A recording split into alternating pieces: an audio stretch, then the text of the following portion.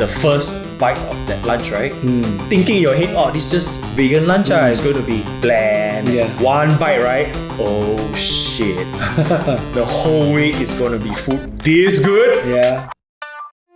Welcome to the Stories We Tell Ourselves, a podcast created and hosted by Adrian Lai and Carlson Hugh. Join us in discovering the stories behind our thoughts, actions, and identities as we try to answer not just the whats and hows, but most importantly, the whys in life. Hi, I'm Carlson. In today's episode, I'll be talking to Adrian on why he completely stopped eating meat and his advice for those who are considering to be a vegetarian.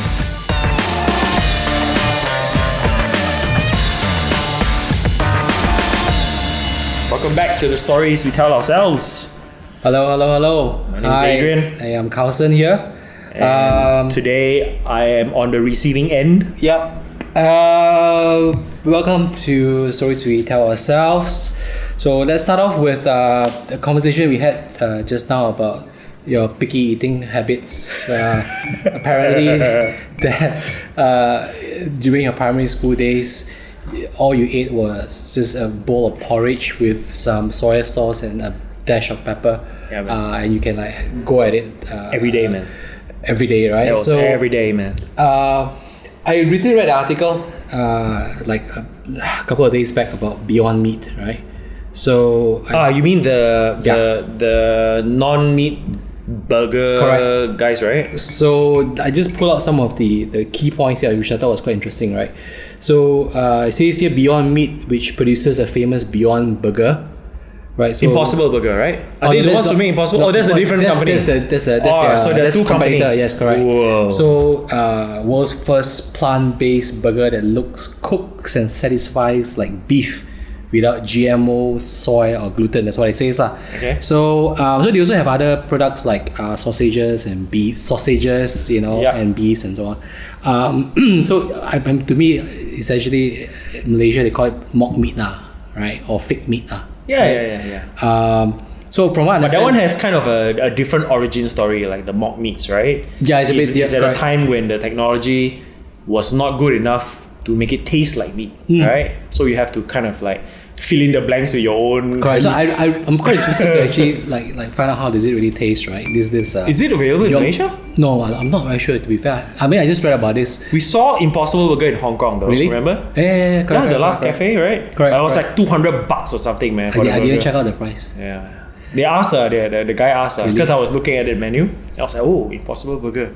It was like $200 Hong Kong. Remember in the last day, the last yes, cafe? Correct. So from what I understand, the Beyond Meat, they recently went IPO in May, right? Oh. And since they went IPO, their price kind of like shot up, right? The share price, Yeah, from 25 offering to 46 a share to close out at 99.50. It's spiked at $119, right? From 25 to 119. So I hear there are happy investors and whatever thought, right? So apparently also the company said that it's going to break even sometime this year itself. Full year, as in like the amount of orders, right? They're the ones who supply to Burger King, right? I don't know about that though.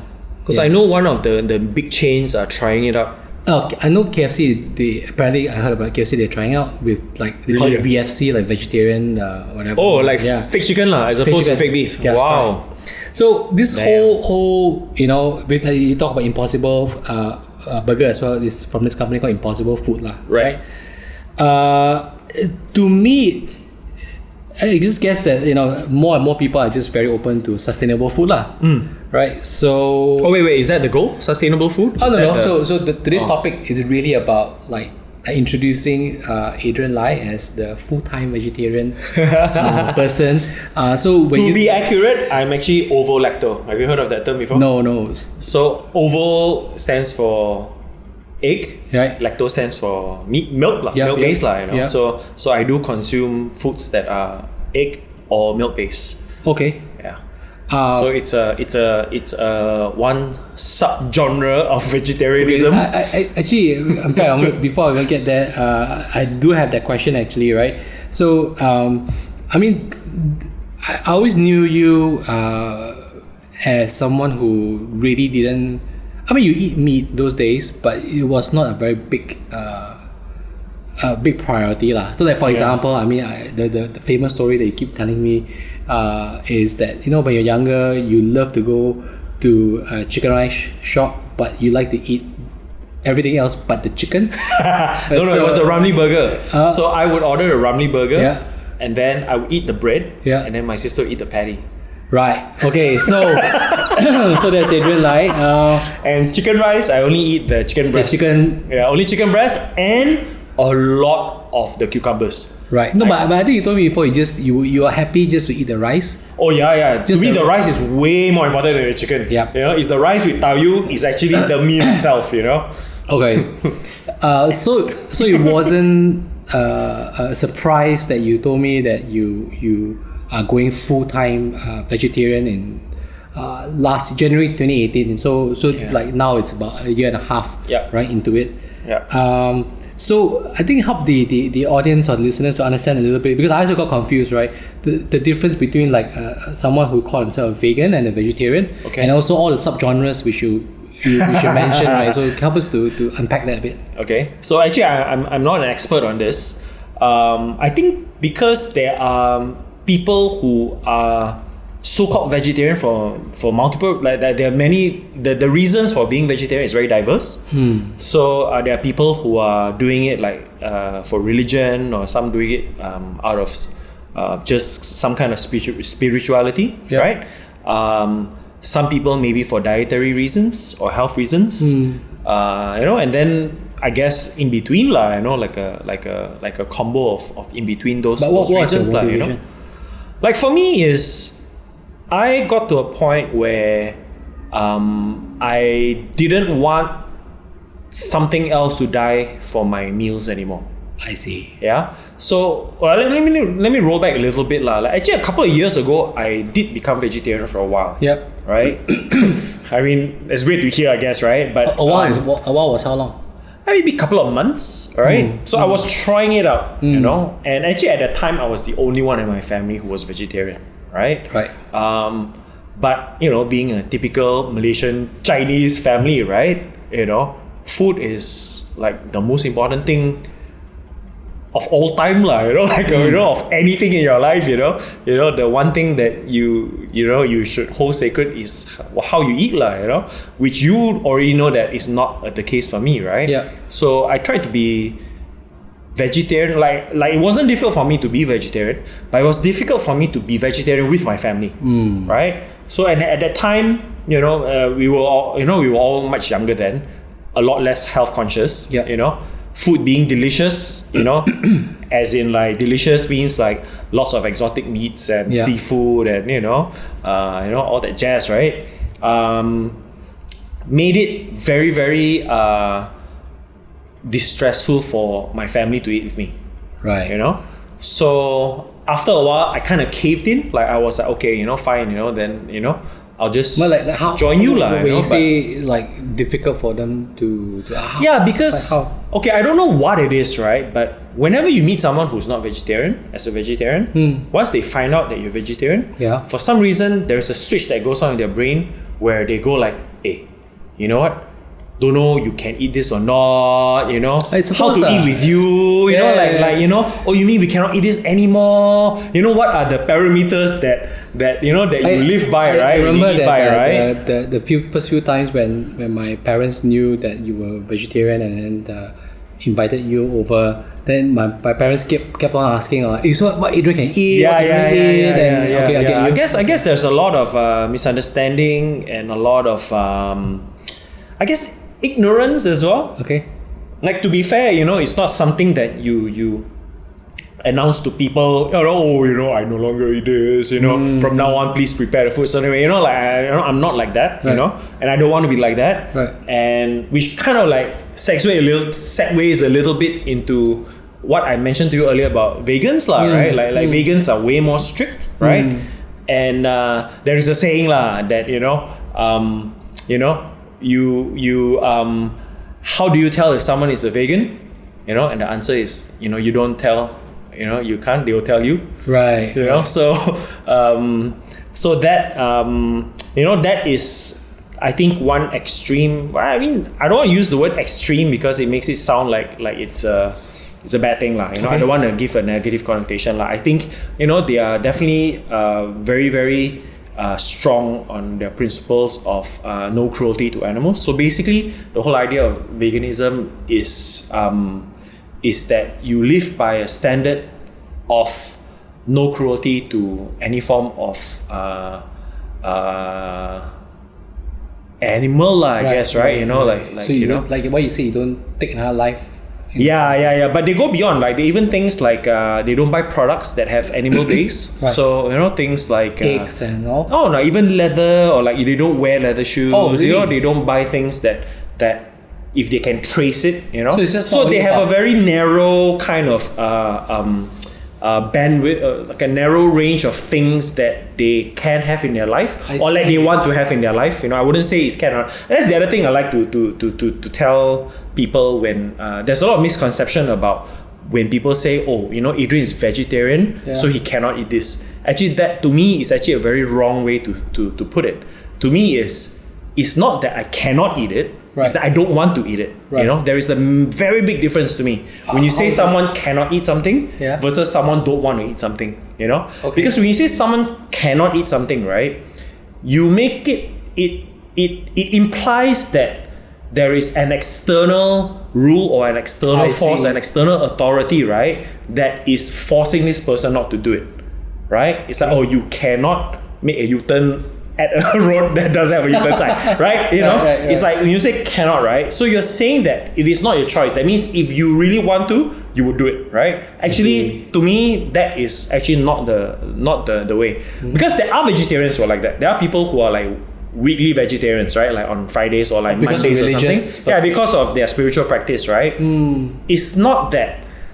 I'm sure a lot of them want to be vegetarian on that one day, right? But the rest of the time they're not, right? But I imagine, like, let's say maybe a younger member of that family, right? The first time having you do it, right? It's like, I'm not nice the food, right? It's like, it's being imposed on that person, right?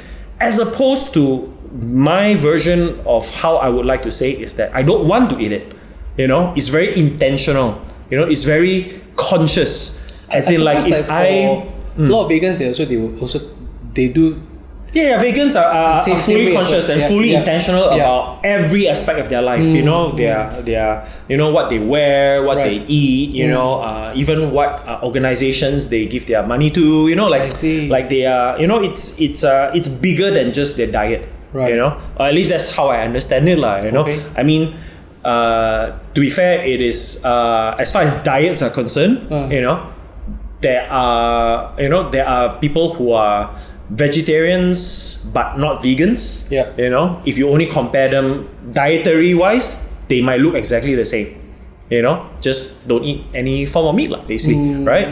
But vegans take it to another level where it is also a philosophical thing, or and maybe to a even further extent, there is a political thing as well. Like, there is a movement that they want to perpetrate, Okay. And and I think it's a good thing that there is a voice that does that. But I'm not there, lah. I'm not there. So for your case, it's you are good to eat, like you're okay to eat dairy products as well, eggs and so on. Yeah. Okay. So for me is eggs. Basically you do have to kill the chicken, lah. Right?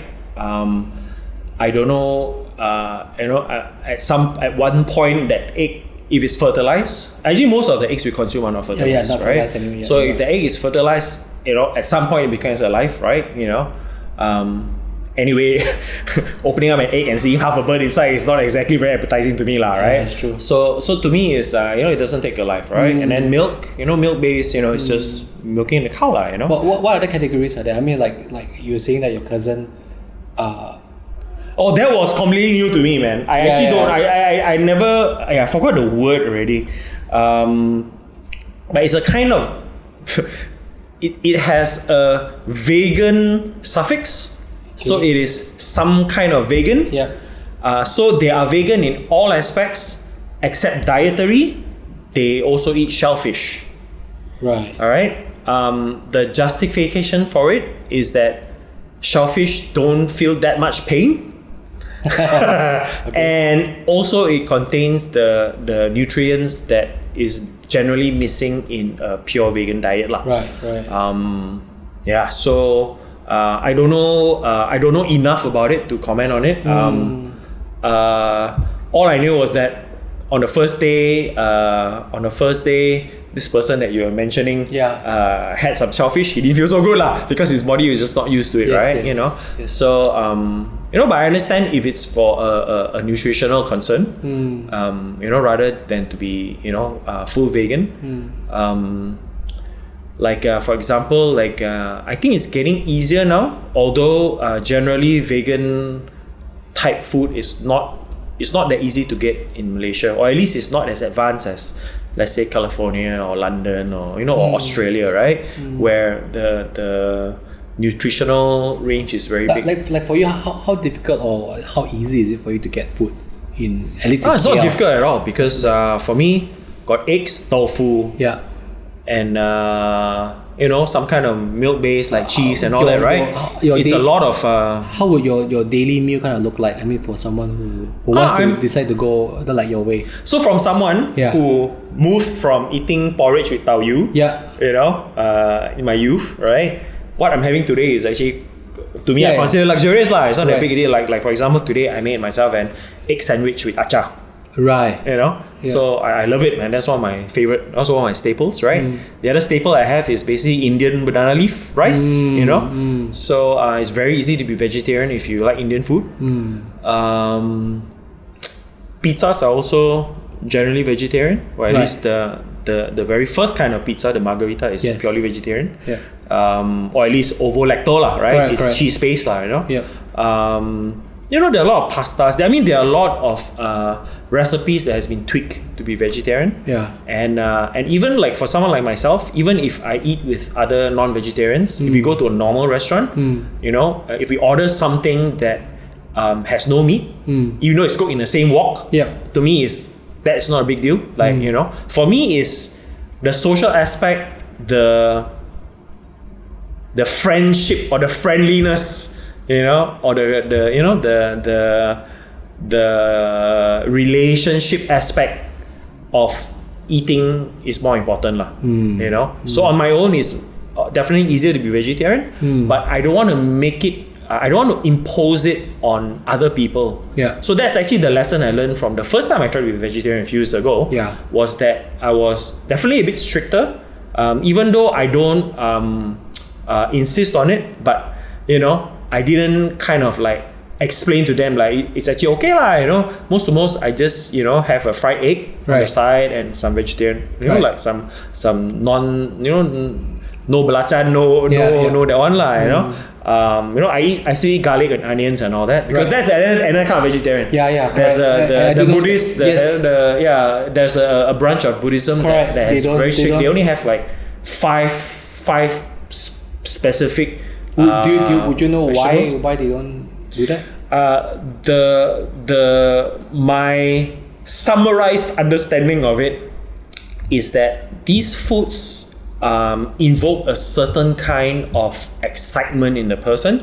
So for let's say a Buddhist practitioner, or to remain calm and have stillness and have clarity and zenness, right? These foods would actually interfere with those things. So they've identified like a few of them, I think 5 or 6 if I'm not mistaken, right? And they keep that out of their diets. Right? And usually it's a monastic practice, so of course their disciples would try and follow, but yeah, so speaking of monastic, I mean, this I want to explore a little bit. I'm sure it is not only about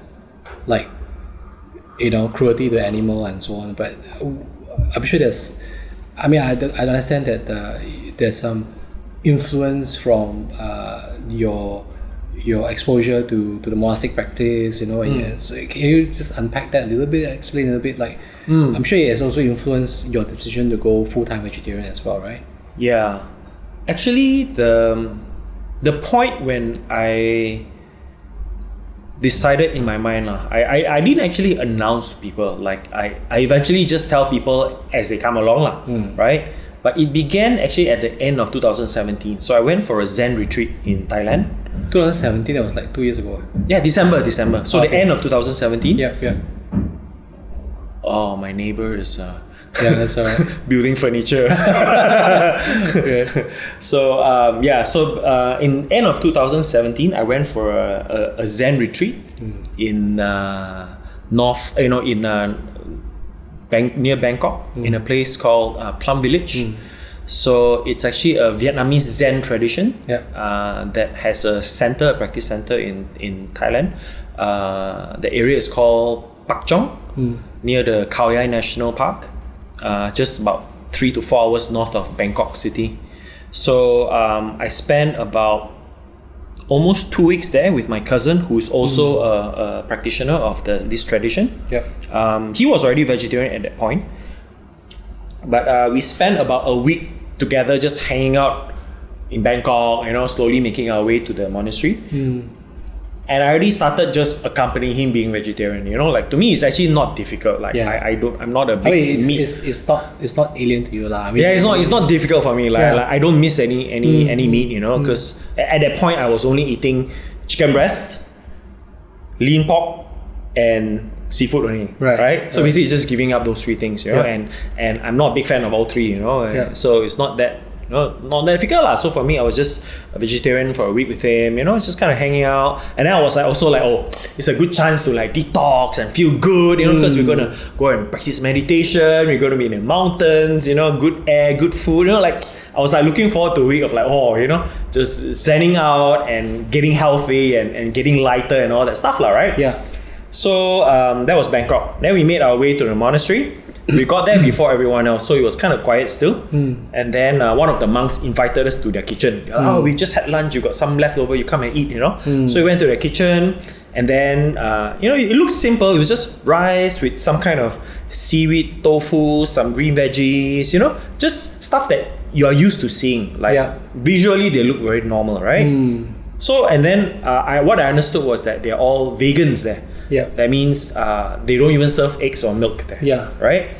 Even like garlic and stuff, or is it, how does that work? Oh no, I think garlic they use for cooking. They do lah. They do. Okay. Or at least this tradition does, right? Okay. So so we we served ourselves.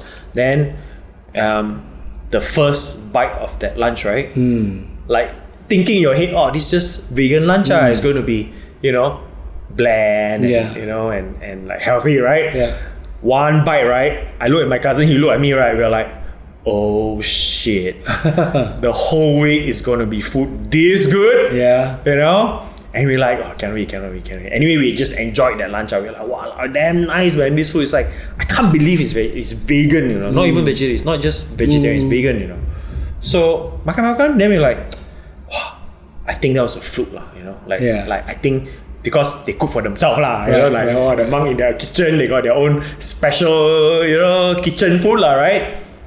And then the next meal came, dinner, right? And it was, things that look the same lah, because when they don't have a lot of guests, they just cook very simple, and then it's just to feed the monks there, right? Yeah. And then we join them and makan again, right? And then he look at me, I look at him again. I'm like, cham liao, jialat liao. This week, jialat already. This week, there's no way you're gonna lose weight with this kind of food, So we go for seconds, And then this tradition, right? They're happy to feed you as much as you want, right? You can go for seconds, you can eat all the fruits you want, you can make all the Milo you want, whatever, right? So, there is no restriction of volume, And when the food is good, right? And no restriction of volume, right? We both know, like, okay, this is gonna be a dangerous week, And and true enough, the whole week, right? It was just pure, delicious, vegan, Vietnamese monastic food for a week, right? We ate a lot. I don't think we gained weight. We definitely felt healthier. We definitely had, definitely cleared out the system, and because it's also lighter on your body, because your body works less to process the food. We also sleep better, we had more energy. Right. So everything was kind of working, the cogs in the wheel just ran really smoothly, right? And I remembered about halfway through that week, I decided, okay, from now on, I'm just going to be vegetarian. I don't need to, I don't need meat anymore.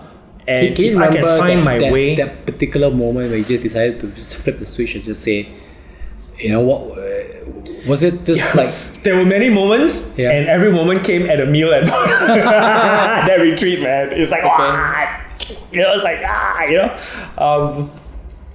all I remembered feeling was that, all I remember telling myself was that, you know what, I'm old enough that, you know what, I'm just gonna decide, and now I'm no longer alone as well, know, like at least my cousin, he's been vegetarian, right? So we our movement in this, our own families kind of like, we have a little movement going, right? We talk about, others who are also vegetarian at that point in time.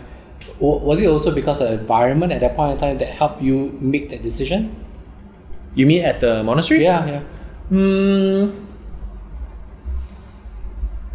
I was very aware that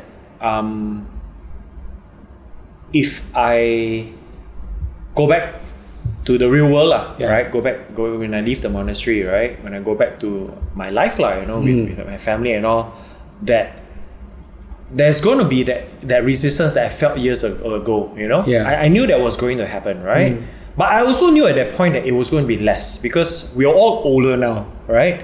And we were all also more health conscious, Actually, it wasn't that difficult to convince people that I decided to be vegetarian, and if I may say so, you guys should be as vegetarian as you can be, as much as you can, or just basically eat less meat and less of all these rich stuff,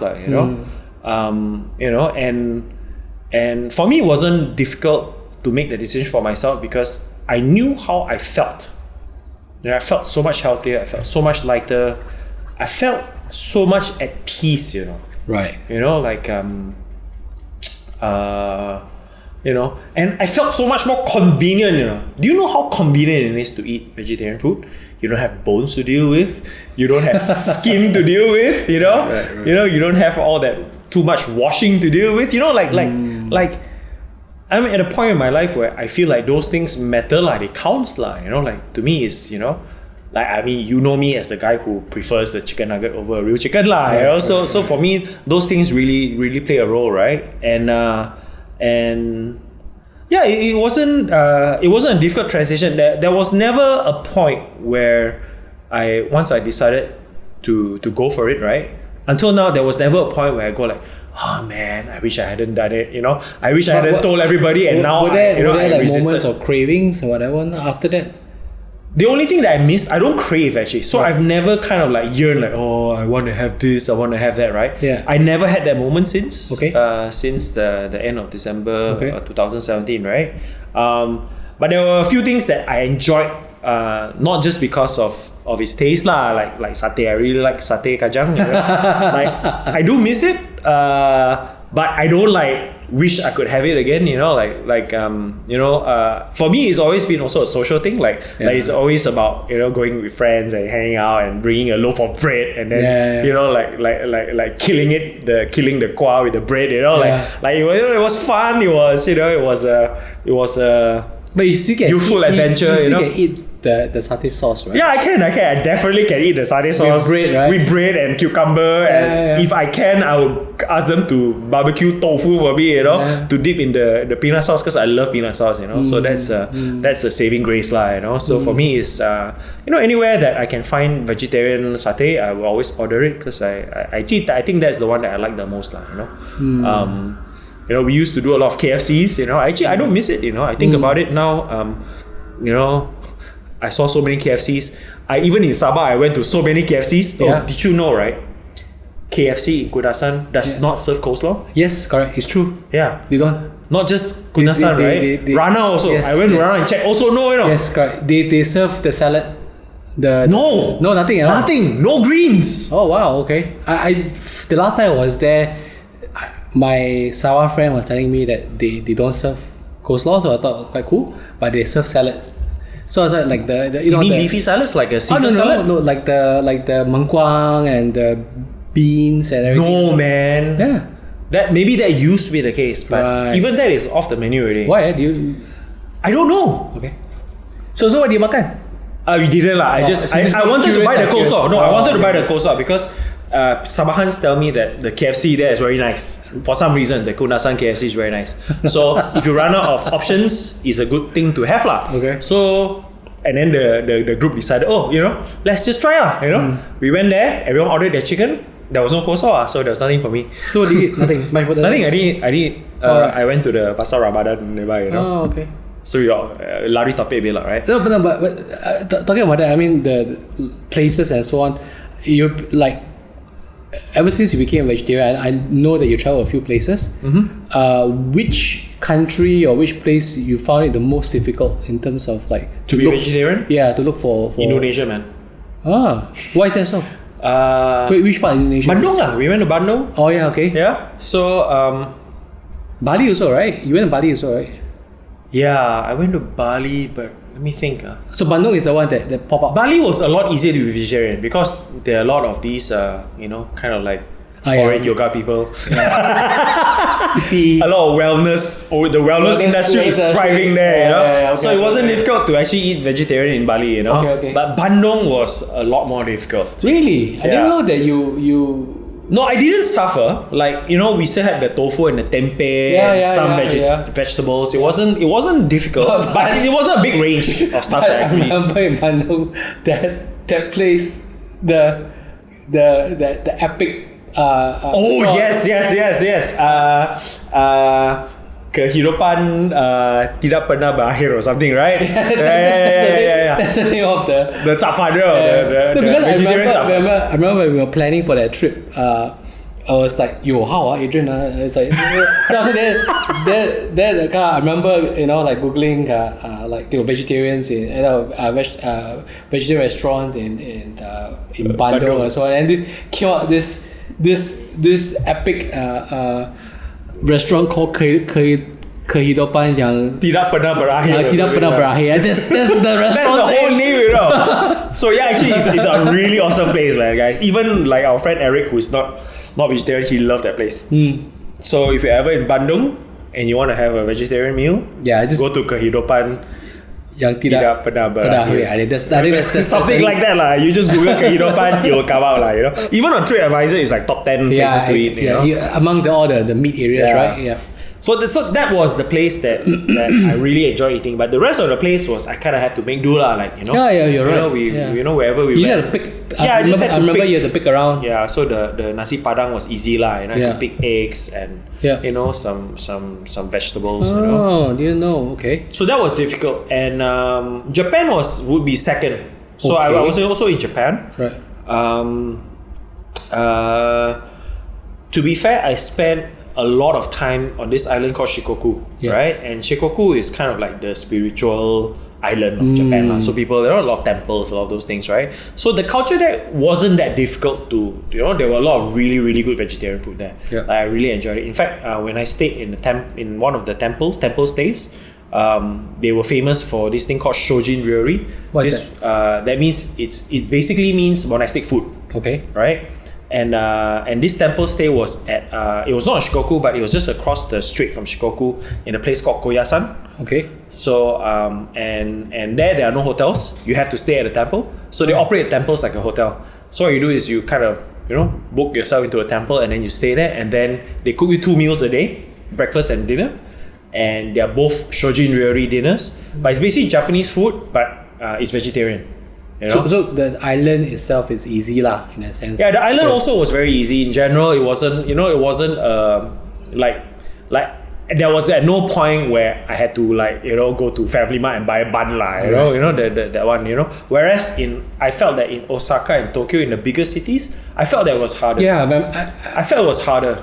I'm thinking about it. It's like almost every meal has some kind of like.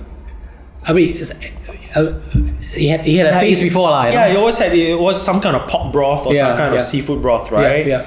And then short of going to a pure vegetarian place, which is rare actually in Japan. Apparently, vegetarianism is not a big thing in Japan. Interesting. Interesting. So, I know, if you go to Tokyo, there are more of them, but compared to the amount of non-vegetarian food there, right, is tiny. So what do you makan? Like in Tokyo? Well, I really had to do family marts, man, when I was there. You know, or one of the best ones would be like a curry rice. You know? Right. So curry rice with I remember like the one I had was with like vegetables lah, you know, like carrots and potatoes and you know, and then egg. You know, sometimes you're lucky they also make with eggs. You know, but yeah, it was more difficult. I had to be a little more flexible in that sense. Like I had to turn on the flexitarian version. So I would probably eat at a udon place or a ramen place with my friends. But you know, I would pick out the meat and give it to them. You know, but I mean, I knew that the broth was somehow pork or somehow fish lah. Right? But it was either that or no food and no friends lah. You know. So on a couple of occasions lah, there were not many lah. I recall at 1 or 2 occasions only where we had to resort to that. Most of the time, my friends, the local Tokyo people, they were very mindful that we could go to a place that I had an option, you know. And I remember some very nice places. We went to an okonomiyaki place. And they had a version of it. You know, they had many versions of it where basically you can cook yourself, and stuff, right? Like mushrooms and tofu, that kind of thing. You know? So generally it wasn't as easy as Shikoku, but yeah. So, but the rest of the place that I met most of the time, Thailand is relatively easy. Malaysia is actually very easy. Singapore is very easy. Okay. Sabah was okay. A lot of seafood in Sabah, you know. So yeah, but so I guess that flexitarian part of me helps lah, you know, when push comes to shove, right? Actually, for me also is most of the time I end up eating a meal that I have to eat. That means like I end up being flexitarian, right? Only because of the company.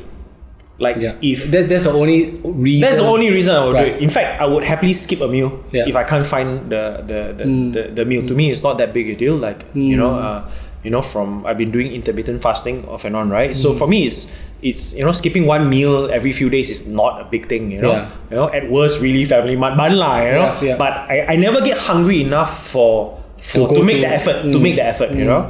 But for me, it's because other people want to eat and they don't want to eat without me. You know, that is the only reason I kind of like, you know, bend kind of like. So the social context part, the social. To me, is very important because that to me, that's the big lesson. Like, is that, you know, as much as I like to think that we all lead our own lives, but you are never completely an island, right? You know, no man is an island, right? So you have to acknowledge that, you know, you have family members, you have friends, you know.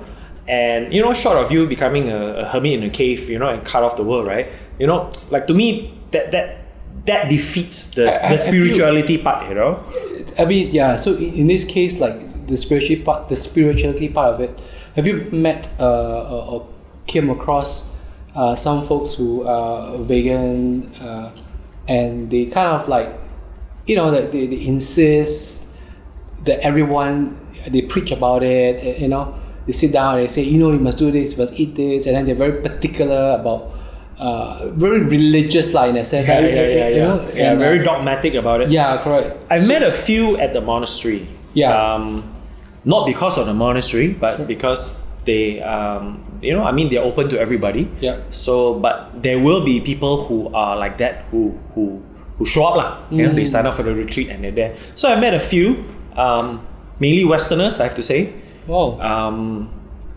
That you know, they are maybe more difficult, would the word be, you know, like they're more difficult about how the way things are done, you know. They are very, very insistent on how they want things to be, you know. Can you give an example? Like, for example, they would say that, you know, there are snacks around the kitchen that are not completely vegan. I see. You know, it's like Asian snacks, right? You know, if you have vegetarian flavored something, there might be something that's not vegan lah, I mean, and people drink milk, and some people have cheese and all, right? So even though the monastic kitchen does not serve those things, but people who come, they bring bring their stuff, they bring their milk, they bring their cheese, they bring not necessarily kosher stuff lah, just things that people enjoy, right? But I think maybe that kind of like ruffled their feathers as well. Interesting. So, but I guess that's part of the spiritual practice for them. For them is to go there and learn to let go of certain things, But I think once you adopt a dogma, once you make it kind of like personal and political, like your personal politics, right?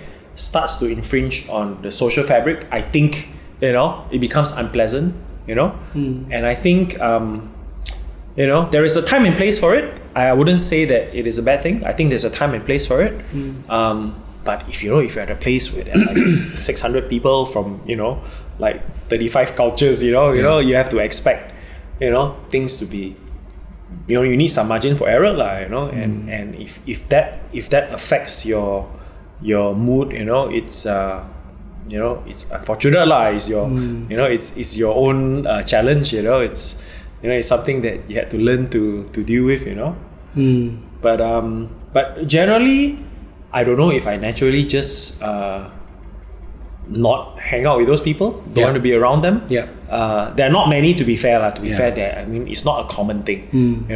Most people I know understand that the social, the being social is important, and and really at most you just tell people, I don't want that, and and then everyone carries on with their lives, it's not that big a deal, That's true.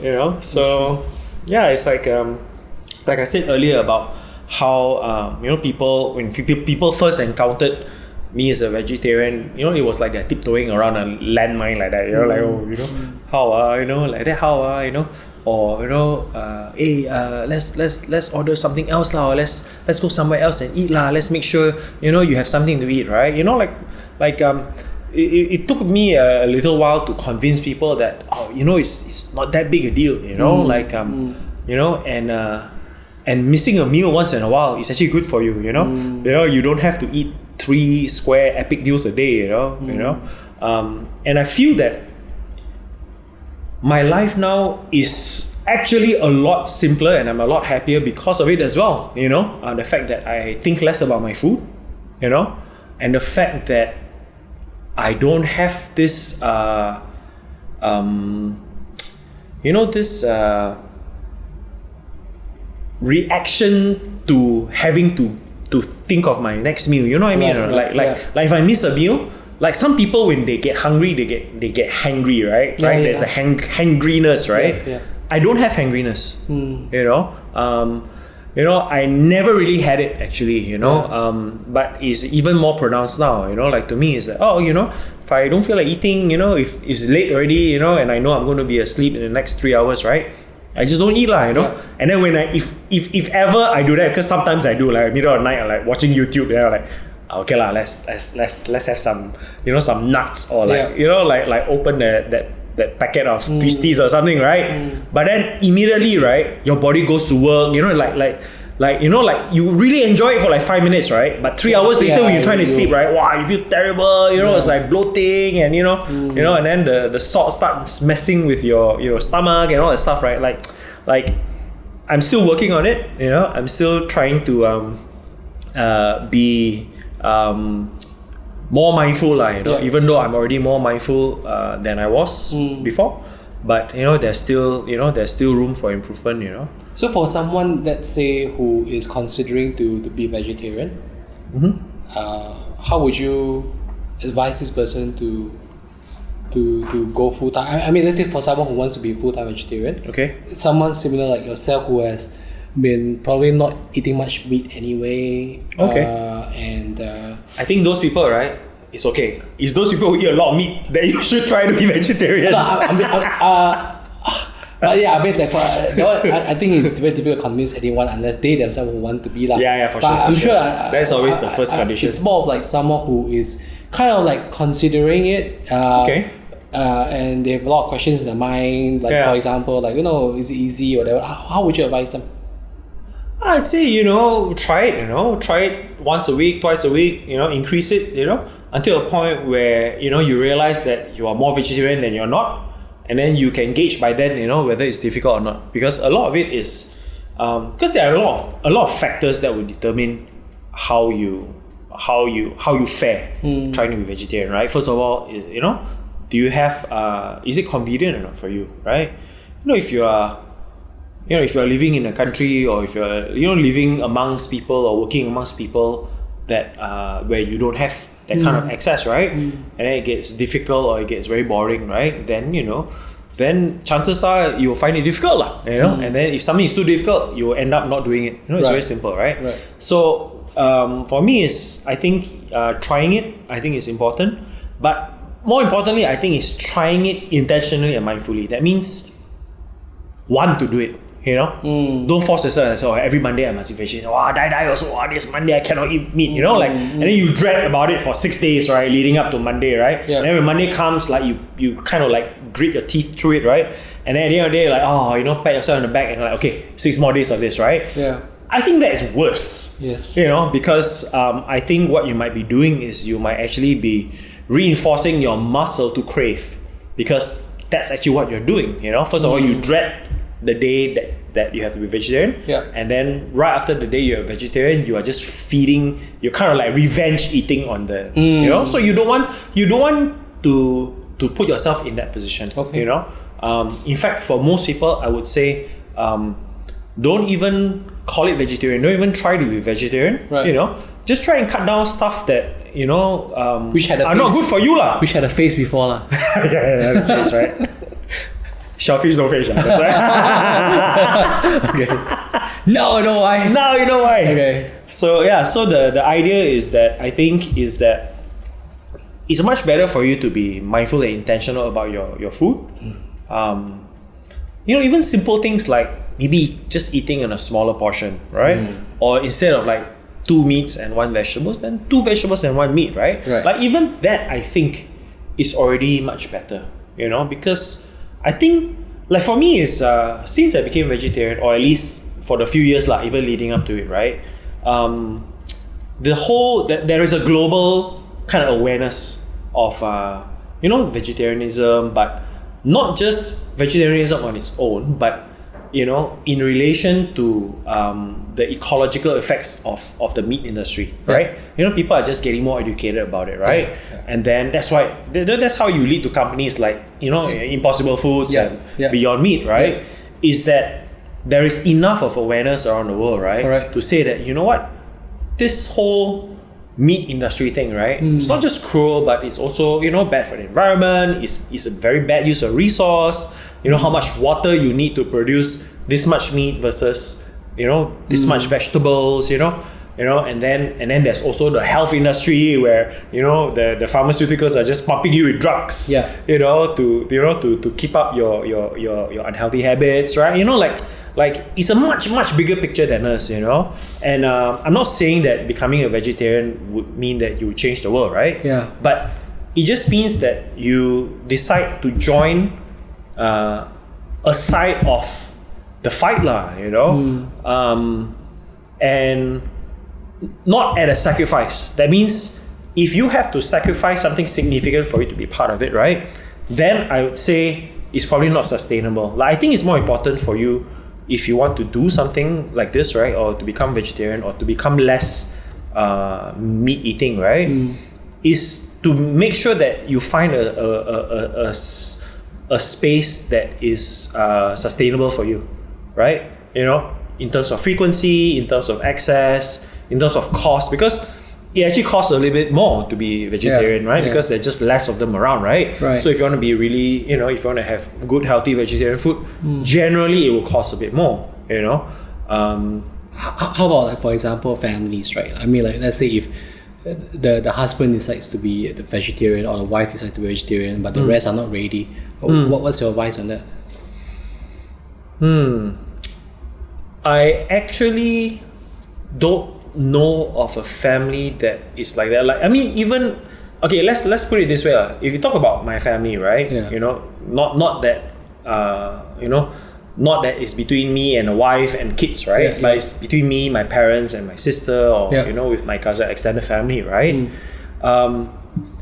Is that I think if the person can be vegetarian or wants to be vegetarian, right? They need to kind of like, how do I say this? They need to kind of like fit in the picture also, right? Like how the way I do it, right? Yeah. Is that okay? Most of the time when I'm eating either by myself or with friends who are vegetarian, right? You know, that's the majority of my meals, right? But when it comes to the family, you know, whenever I can, I'll say, oh, you want to try a vegetarian restaurant? You know? Yeah. And then sometimes they will go like, oh, actually that's not bad, let's do that tonight, right? And then I'll take them to a really nice place and they go like, wow, this place very nice, you know? You know, you kind of like slowly infect them lah, you know? like a like you plant the virus first, you know? But I think giving them the little doses like that, right? And then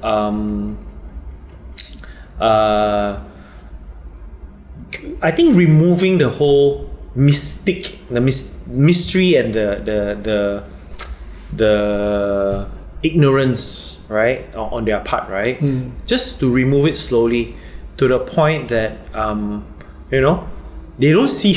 It's very easy to be seen as inhuman lah when you start to do something like that. They're like, how can this person just don't eat pork, right? You know, a lot of people don't understand, right? How can you give us something so delicious, right? You mean you don't eat siu or char siu? You know, it's like, you know, you get people like that, right? Who cannot imagine themselves in that position ever, right? Right? So it's very easy for them on the flip side to look at you as something inhuman, like what kind of robot are you, right? How can you do this? You know, it's blasphemy, right?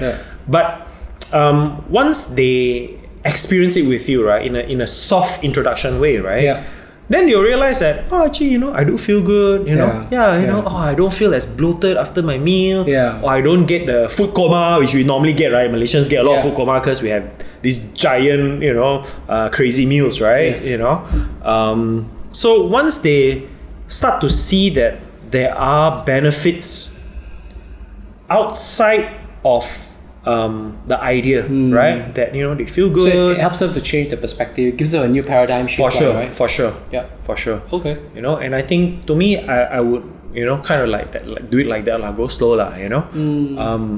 It may seem like I went cold turkey on is that the word? Yeah. Cold turkey on becoming vegetarian, right? Let's go straight on. It may seem that way, but actually it's been leading up to it. You know, for me, it's not a big jump. You know, like I said, right? Sorry, I mean, knowing you, it was a big jump. I mean, the very fact that since primary school, you just like, you know, porridge and soya sauce. And then Rami burger eat the meat only. I mean, Mak Pao I eat the skin only.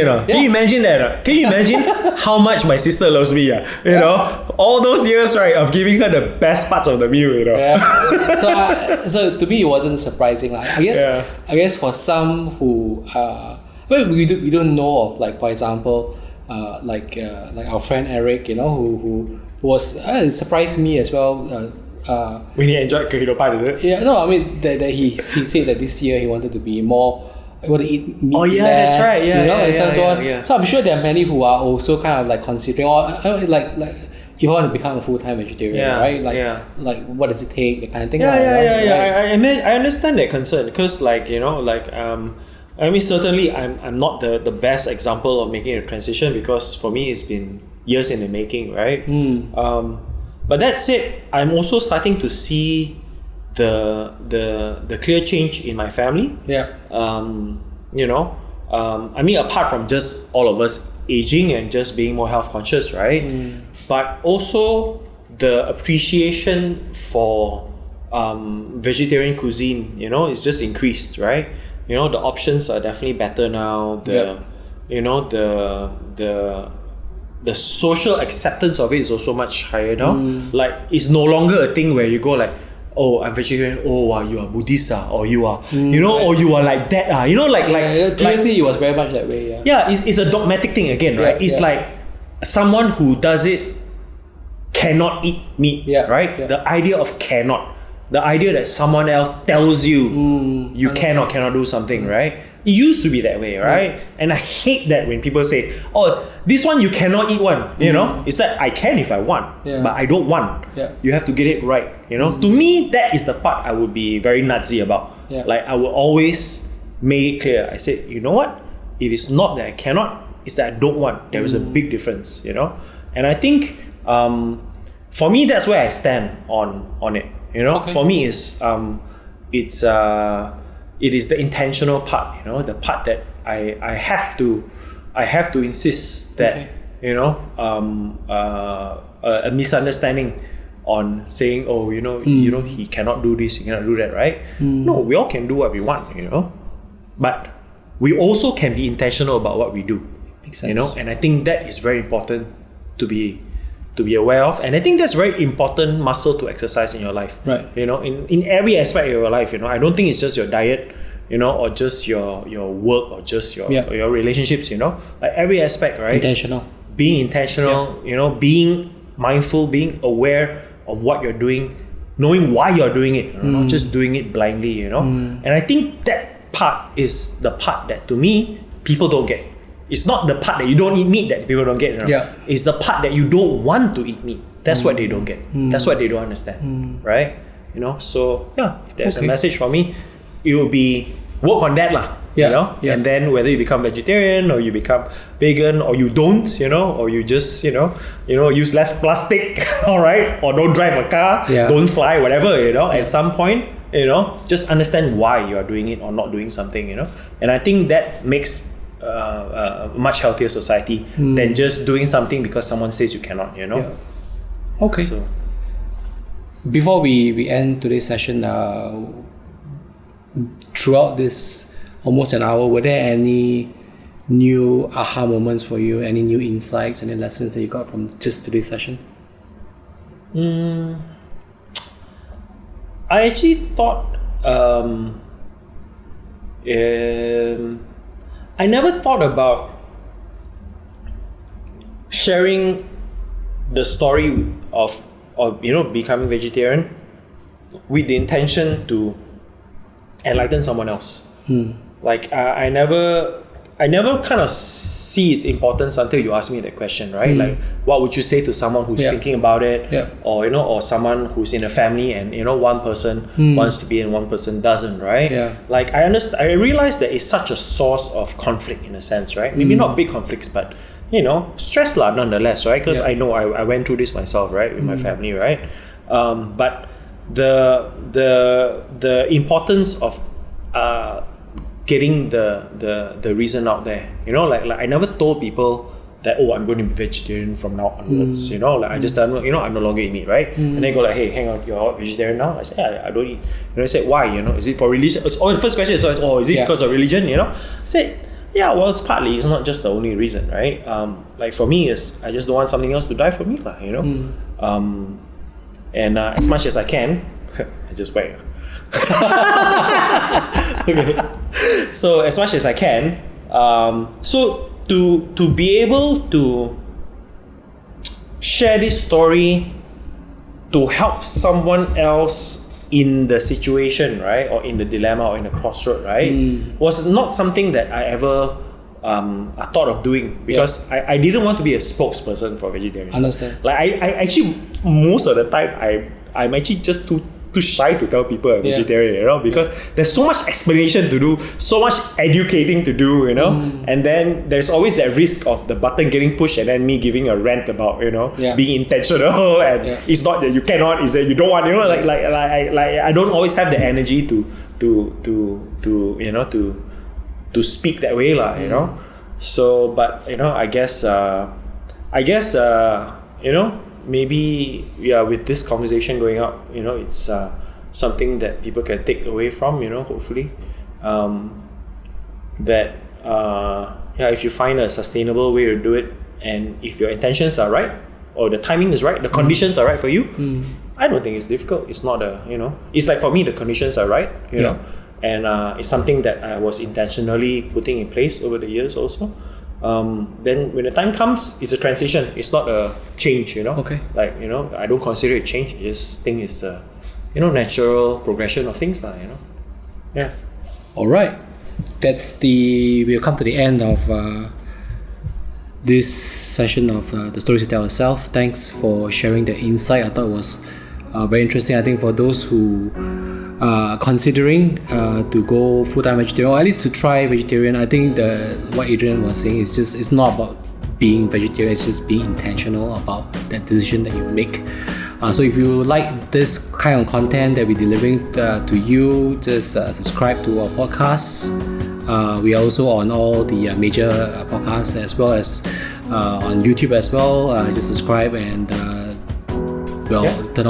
turn on that bell notification thingy. Yeah, to get notified. Leave a comment, tell us what you think. Exactly. I think I'm more interested in the comment bit, because we're not really interested in giving a like or whatever, but really want to hear from you, what's our thoughts on it, especially for Malaysians who are very much aware of this movement and wanting to be a vegetarian and so on. So yeah, just share your stories, ask us and whatever not, and see where we take it from there lah. Alright, ciao, signing off.